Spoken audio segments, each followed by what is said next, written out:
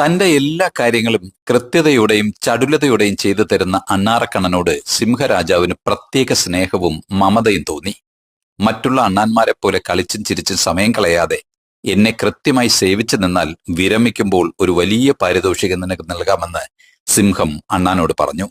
അതിൽ നിറയെ നിനക്കിഷ്ടപ്പെട്ട ഭക്ഷണമെല്ലാം ഉണ്ടാകും. ഇത് കേട്ട അണ്ണാറക്കണ്ണന് സന്തോഷമായി. അത് അനുസരണയോടെ സിംഹത്തോടൊപ്പം നിന്നു.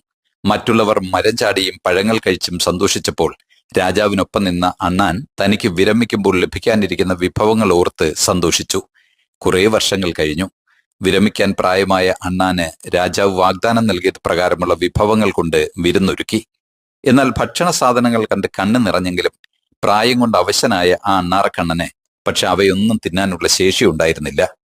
പ്രിയമുള്ളവരെ, പെൻഷന് വേണ്ടിയും വിരമിച്ചാൽ കിട്ടാവുന്ന സൗഭാഗ്യങ്ങൾ ഓർത്തും പണിയെടുക്കുന്നവരും കിട്ടിയ ജോലി ജീവിതത്തോടൊപ്പം ആസ്വദിച്ച് ചെയ്യുന്നവരും നമുക്കിടയിലുണ്ട്. ഓരോ പ്രവൃത്തിക്കും അതതിന്റെ സമയത്ത് തന്നെ പ്രതിഫലം കിട്ടണം.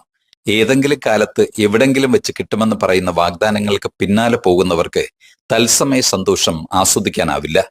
ഓരോ കാലഘട്ടത്തിനും അതിൻ്റെതായ വിനോദങ്ങളും സന്തോഷങ്ങളുമുണ്ട്.